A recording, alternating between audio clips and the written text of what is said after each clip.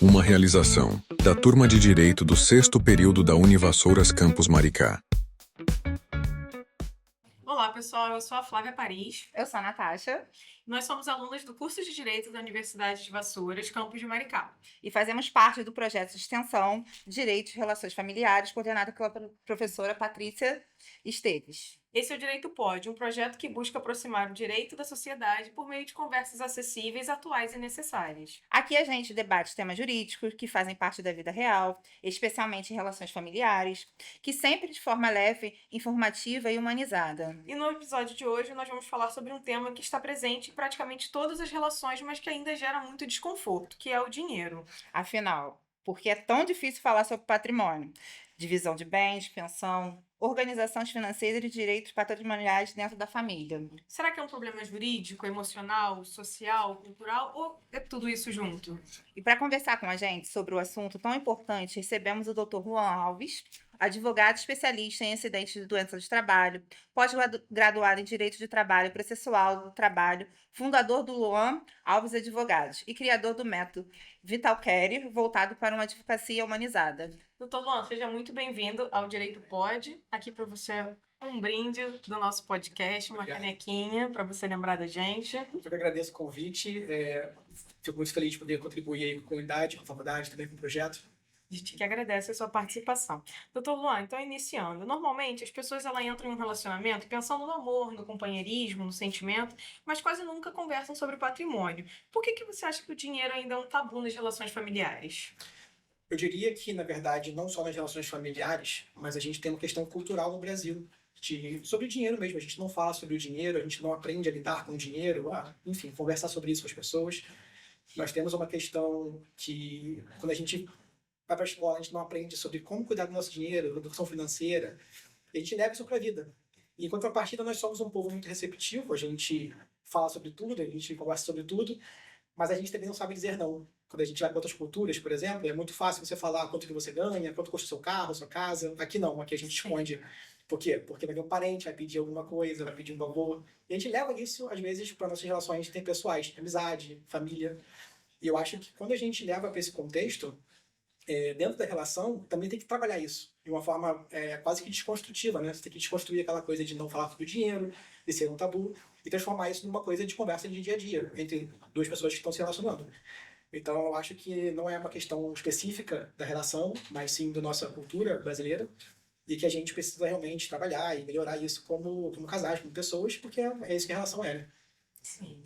Existe uma ideia equivocada de falar sobre divisão de bens ou pacto antinupcial. Estraga o romantismo? Eu diria que, hoje em dia, menos do que antigamente. Antigamente era uma coisa que tinha muito tabu sobre isso. Eu acho que o pacto pré-nupcial ele é muito importante, ele é uma espécie de estratégia que muitos advogados usam como uma espécie de direito consultivo ali, né? Ele faz o check-up para ver o que é melhor para aquele tipo de casal, o que eles buscam no futuro e o que é melhor para eles fazerem ali dentro da relação que eles querem construir. Se tiver alguma empresa, se tiver algum negócio muito grande, uma família às vezes que tem uma relação ali muito mais específica, é bom fazer essa consultoria antes com o advogado para entender. Mas o que torna hoje em dia isso uma coisa assim em declínio, é que a gente tem outros modelos de sociedade. Hoje a gente tem, outros modelos de relacionamento. Antigamente a gente tinha o padrão, que era o modelo heteronormativo. Hoje a gente tem modelos, por exemplo, homoafetivos, de relacionamento. A gente tem diversos modelos ali que fogem um pouco desse padrão. E até mesmo as pessoas que são mais novas, eles não têm... a gente tem aí uma correlação aí entre taxa de natalidade, né? A gente tem uma taxa decrescente de natalidade, ou seja, as pessoas não querem ter filhos como queriam antigamente, então é uma coisa em declínio. Isso faz com que a ideia de relação, de família, também mude. Então, quando a gente vai avançando, a gente vê que quanto mais a gente vai progredindo como sociedade, menos tem esse tabu de patrimônio ser algo difícil da gente poder tratar ou falar. E as pessoas também têm uma certa racionalidade maior na hora de falar sobre isso. Então, assim, olha, eu quero estar com você, mas o que é meu, o que é seu, é seu. Hoje também temos relações onde as mulheres estão trabalhando e o homem não é só o provedor da casa, então a mulher ela também trabalha, também produz, e o homem também. Então, cada um consegue separar o que é seu ali na relação.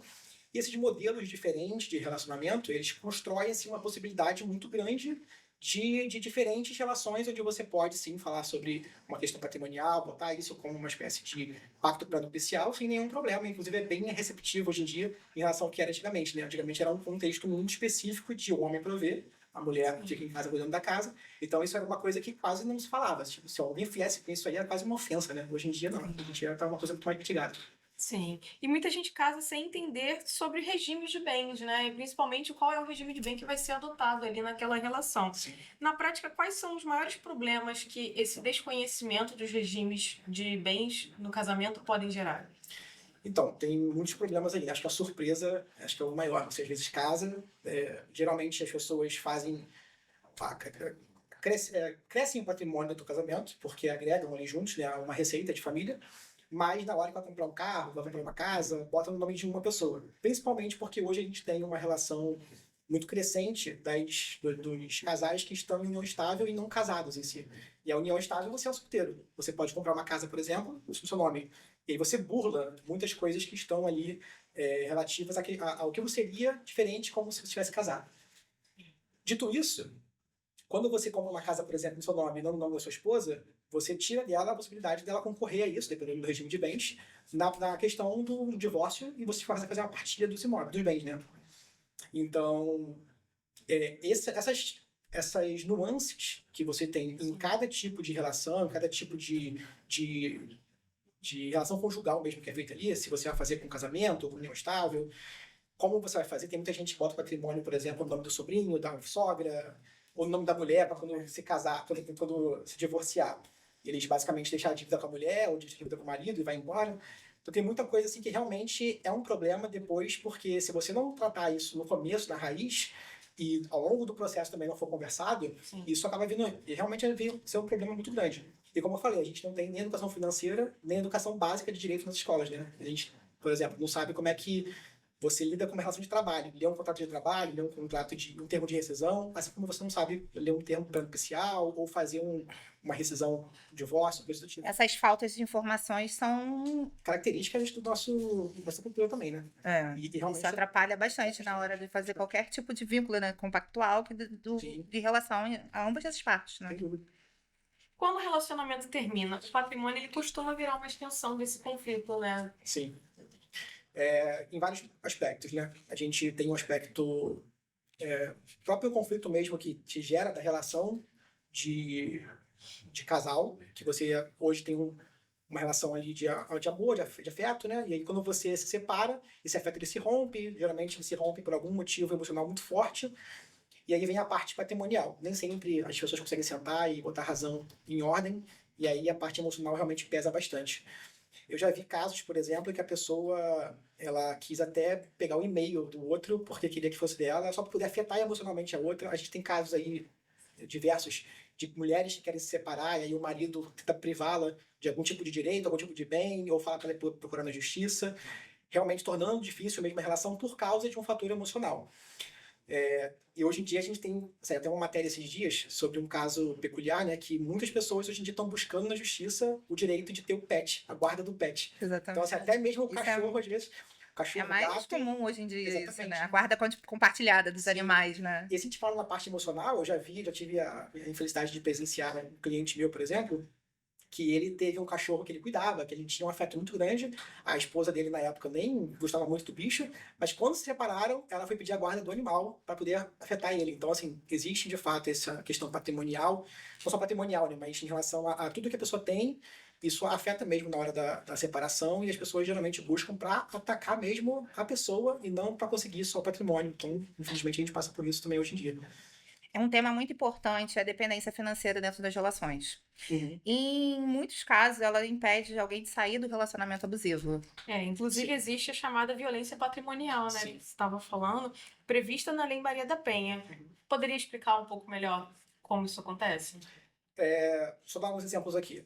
Quando você tem, por exemplo, uma relação onde você depende especificamente do seu cônjuge ou do seu companheiro, E quando você tenta buscar algum tipo de independência financeira, econômica, você não consegue porque ele te priva disso, seja de forma emocional ou física, como, por exemplo, esconder um documento que você usaria para fazer um contrato de trabalho, por exemplo, ou quando ele te prende dentro de casa, né, uma coisa mais grave ainda.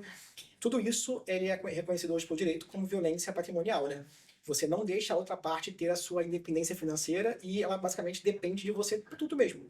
E a gente tem vários relatos disso hoje em dia, isso é uma coisa, infelizmente, muito comum. E em algum ponto, hoje em dia, a gente tem até uma mitigação disso, porque as pessoas conseguem ter mais informação, conseguem se emancipar muito mais fácil no mercado de trabalho. E as mulheres também conseguem, também, hoje em dia, com mais facilidade do que tinha antigamente, também se inserir no mercado de trabalho, buscar os seus direitos, sair dessas relações que são abusivas com a ajuda do judiciário, da Maria da Penha, da Polícia Delegacia da Mulher, enfim, hoje a gente tem bastante mecanismo que protege a mulher que infelizmente sofre de violência patrimonial. Geralmente é que mais sofre, né? Você acredita que determinados regimes de comunhão de bens, de divisão de bens, também possam influenciar nisso? Sim. Tem muitos colegas advogados, geralmente, que defendem as mulheres que trabalham na parte de direito de família, falam que a mulher só deve casar com um regime de comunhão universal de bens. Porque aí tem tudo que o cara tem, que a pessoa, que o marido vai ter, é dela também, e ela tem a segurança de se dedicar à família, se dedicar ao lar. Tem a parte psicológica também, né? Que a mulher às vezes quer ter um filho, quer ter família, quer se dedicar à criação do filho, então ela precisa desse apoio financeiro do marido, ou vice-versa, né? Às vezes também a gente tem esse papel invertido. Mas é muito importante fazer esse check-up antes, essa análise, ver o que faz sentido ali para o relacionamento que você vai criar e buscar alguém também que queira isso, né? Porque tem muita gente hoje em dia que quer ser pai, quer ser provedor, e muita mãe que quer ser mãe. E tem muita mãe também tem muita mulher também que não quer ser mãe, que nada, quer só estar em um relacionamento com alguém, viver a vida juntos e ter a vida dela também independente. Então é bom você fazer essa análise. E hoje em dia é que faz comum sentido isso, pra né? você. As pessoas buscam crescer profissionalmente para Sim. depois ter uma estrutura Sim. com base familiar para poder Sim. criar o seu filho, né? Sim. Sim. E como advogado, o senhor acompanha muitos casos, né? E situações delicadas. Os problemas financeiros acabam refletindo diretamente na estrutura familiar. Sim, sem dúvida. Quando você tem um problema financeiro de qualquer natureza, você abala aquela estrutura familiar. E a estrutura familiar que eu falo existem pessoas, não necessariamente uma pessoa só, pode ser uma ou duas, que provém para aquele lar. E existe uma certa expectativa que você tem financeira para pagar conta, para poder fazer os seus planos, objetivos, crescer.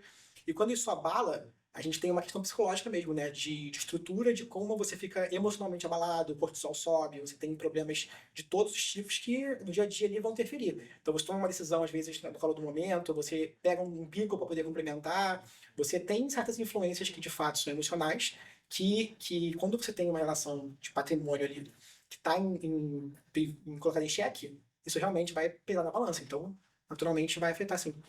Certo. E trazendo também um pouco da sua experiência no direito do trabalho. Uhum. O senhor acredita que o adoecimento pelo trabalho ele também afeta as relações familiares e a organização patrimonial da família? Sem dúvida. A gente tem um problema hoje em dia que o INSS, quando você fica no trabalho e se acidenta no trabalho, tem algum tipo de problema, você se afasta do INSS. O INSS, ele não paga integralmente o salário. Então, você tem uma diminuição da sua receita mensal que você recebe. E aí é muito comum a pessoa, às vezes, estar acidentada e ela tem que trabalhar por fora, informal, fazer bico. Ou a mulher, se for um homem, no caso, a mulher tem que fazer ali vender bolo, fazer uma coisa que ela consegue fazer ali, ou fazer alguma coisa que ela consegue fazer para complementar a renda, porque realmente, infelizmente, o INSS não contempla esse valor integral do salário do trabalhador. Esse é um grande problema que a gente tem hoje em dia enfrentado, e aí é por isso que a gente busca geralmente da empresa, quando tem uma relação de trabalho que foi envolvida ali com um acidente da empresa, a gente busca da empresa também uma indenização para que complemente esse valor que o INSS paga, né? Hoje em dia a gente tem causas, por exemplo, em que tanto o INSS paga, quanto a empresa mantém o salário do empregado, quando ele está acidentado. Então, graças a Deus, a gente consegue, na justiça, fazer esse nivelamento, né? Certo. Vamos fazer um rápido mitos e verdades. Tudo que está em nome de um só pertence só para ele? Não. Como eu falei, tem muitos casos que a pessoa coloca tudo no seu nome, mas já está numa relação, mas tem regime de comunhão de bens, mas aquilo no papel não está documentado, né? Então, por exemplo, uma união estável, por natureza, tudo que vocês construíram juntos faz parte dos dois. Mas a pessoa vai lá, coloca tudo no nome dela e depois dissolve a união estável e fica cada um por si. Na prática, isso acontece, mas se você for ao judiciário, você consegue provar. que aquele bem também tem parte sua ali, que você consegue pegar a sua parcela daquele bem. Então, na prática, as pessoas podem fazer o que quiser. Bota no nome do sobrinho, da tia, da avó, da sogra, mas pela lei não é assim que funciona. Sim, né? União estável dá os mesmos direitos do casamento? Sim. A confusão que tem hoje em dia é exatamente o que eu falei, né? Na união estável, por exemplo, você é solteiro. Então, você pode fraudar, ou colocar comprei um imóvel. Se você for casado, tem que assinar você e o seu cônjuge. Se for união estável, você pode fingir que você não tem aquela união estável ali e fazer só com você mesmo. Então, tem essas questões de insegurança jurídica na união estável que não tem quando você é casado. Verdade. E quando você casa também, você nunca mais é solteiro, né? Você é divorciado, se você se divorcia. Sim. Já união estável, não. Você pode ser solteiro. A pensão alimentícia só serve para os filhos? Não. A gente tem alimentos gravídicos, que é para a mulher que está grávida, e você se separou dela, então você custeia ali os gastos com a gravidez. Tem um alimento também para a própria mulher, né? Caso ela não tenha condições ali de custear o seu sustento por um tempo, então você dá a ela uma pensão temporária também. E casos excepcionais, como uma pessoa teve um acidente, a pessoa ficou paraplégica, sei lá, não pode trabalhar mais. Você pode sim vir a ser condenado a custear a subsistência dela até o fim da vida. Então tem situações excepcionais, sim. Quem trai perde direito aos bens? Não. Essa é uma polêmica muito grande. Não foi Não perde. Até porque, pelo amor de Deus, no Brasil, infelizmente, a gente tem muitos casos assim, né? Mas o que a gente tem hoje em dia de decisão é a possibilidade de você requerer indenização por dano moral, caso aquilo venha a ser uma coisa pública, conhecida, notória, vier a trazer problemas para você vexatórios, o círculo de amizade se rompeu por causa daquilo, a família ficou destruída por causa daquilo, você consegue pegar uma indenização por danos morais. E se você precisar de psicólogo também, é possível até mesmo por danos materiais, né? Você pagar o psicólogo da pessoa para poder se tratar. O psicólogo tá muito caro hoje em dia, gente. É interessante. Algumas decisões já estão sendo nesse sentido. Contrato entre casal demonstra falta de confiança? Eu diria que não. Principalmente hoje em dia, né? A gente tem muitos advogados que fazem esse contato preventivo, né? Prenupcial. E eu acho que as pessoas elas estão cada vez mais buscando se modernizar e buscando relações mais sólidas, mais racionais. Não acho que seja uma coisa realmente que fragiliza, não. É mais segurança? É mais segurança. Mas assim, cada pessoa também tem que saber com quem está se relacionando, se isso para eles faz sentido, né? Eu acho que não trabalha. Doutor Luan, para a gente fechar, qual seria a principal orientação que você daria para as famílias que têm dificuldade de conversar sobre dinheiro? Bom, começa pequeno, começa nas pequenas coisas, pequenos detalhes. Pega ali seus gastos mensais, coloca uma tabela, vê o que vocês estão gastando, entenda aquilo ali, conversa com o outro, olha só, o que a gente quer fazer? Quer comprar um carro? Queremos comprar uma casa? Queremos viajar? O que a gente pode cortar aqui para que a gente possa alcançar nosso objetivo? Onde a gente pode melhorar aqui? Como é que eu posso fazer para ajudar? Talvez acrescentar aqui na renda de alguma forma? Conversa de forma como uma dupla mesmo. Onde que a gente vai chegar juntos aqui? Qual é o nosso objetivo? E nisso vocês vão ver ali o que vocês têm agora, onde vocês querem chegar e como vocês vão fazer isso. E o principal, né? Sempre compartilha os resultados. Hoje a gente tem um crescimento muito grande das pessoas que fazem investimento no próprio patrimônio, né? Investem de R$50, R$100, R$200, quanto tiver no mês. E esse dinheiro vai rendendo. E aí é bom você olhar quanto que rendeu, quanto que tinha antes, quanto que rendeu agora, porque você também tem aquele reforço de que o que você está fazendo, embora seja um sacrifício, está rendendo frutos. E você entender que aquilo lá é para um bem maior, e isso, ao longo do tempo, vocês juntos vão construir algo que, no fim das contas, vai fazer muito sentido. E procure um advogado para fazer um preventivo, um check-up dele. Procura o Dr. Luan, gente. Não posso falar isso, mas elas estão dizendo. Hoje a gente percebeu que falar sobre patrimônio não significa falar apenas sobre dinheiro. Mas também sobre cuidado, responsabilidade, transparência e proteção nas relações familiares. Dr. Luan, muito obrigada pela sua participação no podcast Direito Pode. A gente agradece a sua disponibilidade para falar sobre esse tema que é tão importante e pouco debatido, né? A gente precisa falar mais sobre patrimônio nas relações de uma forma geral. E a gente também agradece a você que está aí acompanhando a gente em mais um episódio. Até o próximo episódio. Fique Não ligada, esqueça de seguir a gente curtir, nas redes compartilhar. sociais. Fique à vontade. Dr. Luan. Não, eu que agradeço o convite, fico à disposição para falar sobre outras coisas. Se for jeito do trabalho, melhor ainda, porque eu domino mais. Mas é prazer aqui participar do programa, do projeto. Todo mundo aí, parabéns. E a gente se vê. Tchau. Tchau.